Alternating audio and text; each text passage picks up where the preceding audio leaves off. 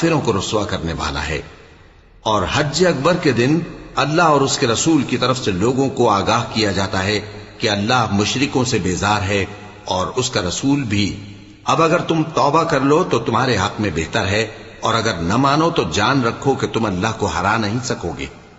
اور اے پیغمبر، کافروں کو دکھ دینے والے عذاب کی خبر سنا دو۔ البتہ جن مشرکوں کے ساتھ تم نے عہد کیا ہو اور انہوں نے تمہارا کسی طرح کا قصور نہ کیا ہو اور نہ تمہارے مقابلے میں کسی کی مدد کی ہو، تو جس مدت تک ان کے ساتھ عہد کیا ہو اسے پورا کرو، کہ اللہ پرہیزگاروں کو دوست رکھتا ہے۔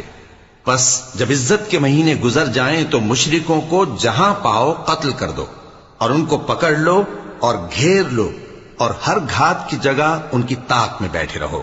پھر اگر وہ توبہ کر لیں اور نماز قائم کرنے اور زکوٰۃ دینے لگیں تو ان کا رستہ چھوڑ دو، بے شک اللہ بخشنے والا ہے، مہربان۔